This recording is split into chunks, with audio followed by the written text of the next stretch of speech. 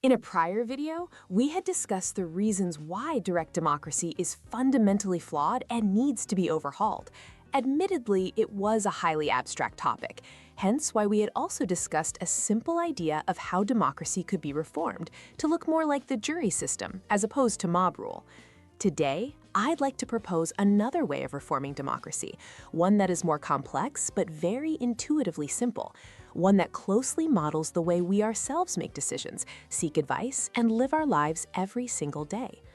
Imagine a village of 20 people voting on whether to adopt Amendment number 17412. If you're wondering what Amendment number 17412 is all about, welcome to democracy.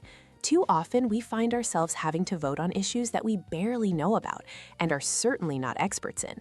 And this village is no different. Some people are highly knowledgeable about the issue, but others are not. Regardless, like good citizens, they all go to the ballot box anyway and vote. And here's what the results look like. A seemingly random splattering of yes votes in green and no votes in purple all over. We've just witnessed democracy in action. Now, suppose we tried something slightly different. Instead of just asking people to vote on Amendment 17142, we also ask them to name someone they know personally whom they most trust on this issue. And here's what that might look like. A few patterns immediately start emerging. You can see that a few people, A1, B1, C1, and D1, are highly respected by the community, presumably because they are knowledgeable, wise, and trusted by the people around them. At this point, a few quick words about Google and how they were able to make use of the above patterns to unlock new information and achieve unparalleled success. Back in the 1990s, there were numerous companies trying to succeed in the search engine marketplace. Lycos, Ask Jeeves, AltaVista, the list goes on. And yet, sometime in the early 2000s, they all just disappeared, and everyone switched to Google. Their search engine, simple enough that it could be built by a couple of students in a garage, was so great that it simply blew the competition away. When you look into how they implemented this groundbreaking search engine, one of the main pillars was the PageRank algorithm. I could write an entire article about PageRank, but to put it simply, it brought democracy to the internet. It gave every single website the ability to vote on any other website through the act of linking to it. And Google, for its part, crawls through the web every day, tallies up all the ballots, and posts the winners near the top of their search results. It is in many ways very similar to democracy, with one very important twist. Every website gets a different number of votes based on how trusted it is, as measured by the number of other websites that link to it. To give an example, suppose the Nobel Prize winner Eugene Fama decides tomorrow to start an economics blog. It's so insightful and interesting that the New York Times decides to link to it. Suppose that at the same time, Joe Blow, who took a community college class on economics, also starts an economics blog, and his brother-in-law, who works at the Street Sheet, links to it as well.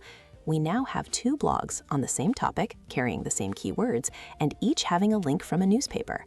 A purely egalitarian search engine would give them equal visibility, but Google's knows that the New York Times is a lot more trusted than Street Sheet, since it has accumulated millions of people linking to it.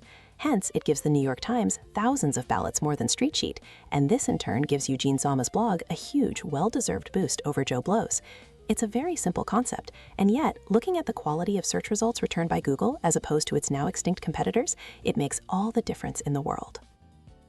Now suppose we applied the same algorithm to our village's electoral process. Here's what the results would look like. You can see that the patterns we noticed earlier have produced real electoral results. Because individuals A1, B1, C1, and D1 are so highly trusted by their communities, they are given more votes than everyone else. Going one step further, since person D1 is highly trusted by both A1 and C1, who are themselves highly trusted, this gives D1 the most voting power of all. What earlier seemed like a random splattering of votes now has a real structure to it. The signal-to-noise ratio of the voting process has been tremendously improved. The exact algorithm used might be mathematically complex, but the underlying principle is dramatically simple and intuitive.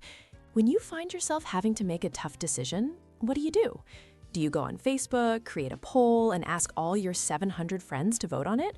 Or do you approach a few people whom you and others trust the most?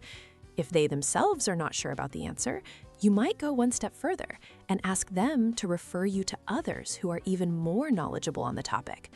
Ultimately, you would consider the advice given by these few highly trusted individuals to be just as valuable as the semi-informed opinions of your other 700 friends put together. And this is exactly the same principle on which Google's PageRank algorithm is based and has worked so successfully. We all intuitively understand this same insight and apply it in our lives every day. It's time we started applying it in our political process as well. Doing so can change our electoral map from a noisy, random splattering of votes into a highly sophisticated and structured network of trusted information. We may not all get an equal number of votes, but that's fine. After all, we're not all equal experts in governance or public policy. However, we all would get an equal say in deciding who the trusted members of our community should be. It could be your brother, your father, your daughter, your teacher, or your priest. And ultimately, trusting in the wisdom of the wisest individuals in our community will take us a lot further than polling our entire Facebook feed.